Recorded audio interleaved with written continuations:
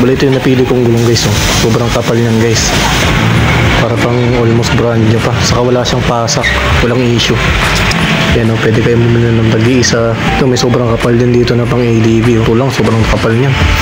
May Corsa din sila na 1.7 Viper na yan, ah. Yung brand new pa talaga yung quality. Kaya ng dampot. Wala talagang gas-gas yung mags natin, kasorya natin. Libre na yung sealant, libre ang pito, libre lahat, libre kabit. Yan yung agad. Yan, pupuntahan natin siya ngayon sa Cainta. Yo! The king goes skitty keep pop pop. Yo, what's up guys? Magandang araw nga pala sa lahat. Ngayon ituturo ko sa inyo yung sikat na shafter, yung South Plus.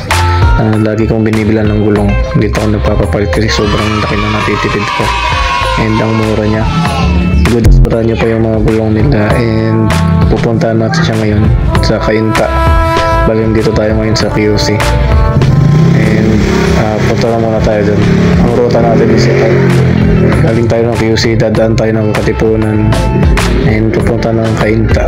Sulit naman siya biyahihin kasi ang laki na natitipid natin, and bagong bago pa yung mga gulong dun. Viper pa siya, and maganda yung tread, makapal. So nandito na tayo guys, no? Sinimulan na agad baklasin tong fronter ko. Ang maganda dito is may machine sila eh. Bali ito yung napili kong gulong guys, oh. Sobrang kapal yan guys. Para pang almost brand new pa. Saka wala siyang pasak, walang issue. Yan, kung makita nyo sa likod, sobrang dami pang gulong nila dito. Yan, oh, pwede kayo bumili ng tag-iisa. Kayo bahala mamili. Ako yung namimili. Ito may sobrang kapal din dito na pang ADB, oh. Federal 122 lang, sobrang kapal niyan. May Corsa din sila na 1.7 Viper na yan, ah. Yung mga tinuturo ko na ayan, Viper yan lahat. Pero pwede rin bumili ng tag-iisa. Yan, dalawa na yan, 2.5, sobrang kapal.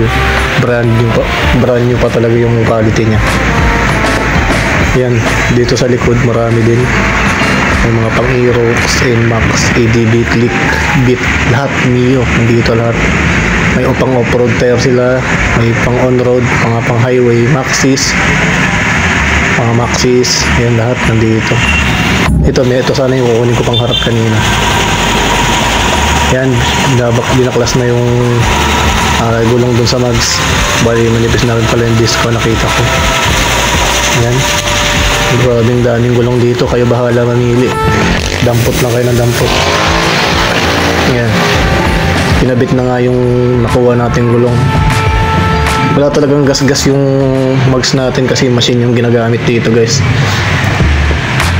Para yung pansikwat nila may cover. Ayan, bali ito yung itsura. Yan guys, oh. Napakaganda dito guys. Sobrang dami. Sa tapat lang siya nito, Divisoria. Natindahan. Yan, oh, libre na yung sealant, libre ang pito, libre lahat, libre kabit. Yan yung kagandahan dito, libre lahat eh. Bali yung pinakagulong lang talaga babayaran nyo. Yan, libre lahat yan. Kaya pupunta pa kayo ng ibang vulcanizing shop, may bayad. Yung pagkabit siguro mga 200 isang gulong. Doon pa lang sa part na yun, nakatipid na tayo ng 400 pesos eh. Sealant pa. Sealant, ano yan, 150 isa yan eh. So pag ipapakabit mo, 200 yan. Kaya ang mahal. Yung napili ko nga palang gulong na sobrang kapal is 1.8 siya. Pares na siya guys. Yan, kinabit na yung harap ko. Sobrang kapal niyan. Harap likod na yan ha. Saka panalo na ako sa thread dito kasi ang kapal pa ng thread niya. Yan, binabaklas na rin yung tambutso ko para matanggal yung gulong sa likod.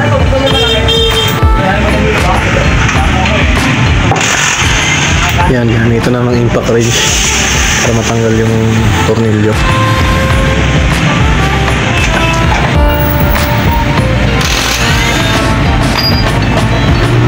Yan, tinatanggal na rin yung tornilyo ng shock. Pagandaan dito sa shock na ADB, pwede tanggalin yung shock. Yan, tinanggal na yung gulong. Dito yung mga tornilyo natin. Dito, ginamitan ulit ng machine. Kaya dito talaga ako bilib sa shop na to kasi quality yung gawa Hindi nadadari yung ABS mo kung papagawa ka nila kasi gamay na nila lahat ng ginagawa nila dito. Ayan. Tanggal na yung gulong sa mags. Nililinisan pa nila yan. Kumukuha sila ng tubig sa kanila lalagyan ng langis para nalapat talaga yung labi dun sa mags. Ayan. Yan, nakabit na niya yung gulong. Ayan dito, may sealant pa. Libre lang yan, libre lang yung sealant na yan. Lalagay niya lahat. Nagpapalagay talaga ako ng sealant kasi biyahe ako sa Move It Angkas, Joyride. Kaya hindi pwedeng mawalan ng sealant kasi bubutasan tayo. Pabala yun sa atin. Gastos pa tayo ng repair kit yan pagka nabutasan tayo. Pabala talaga sa oras. Yan guys. Bali ito yung napakabit kong gulong, sobrang kapal pa yan guys. Bali tinesting ko na agad kasi kaya medyo mabuhangin pa, maputi-puti. Ayan, sobrang kapal yan guys Parang brand new yung thread nya. Jackpot tayo dito sa shop na to. Ito naman yung harap. Ayan, sobrang kapal Huwag nyo nakalimutan mag-like and subscribe guys para magkaroon kayo ng mga idea sa matipid. Thank you guys.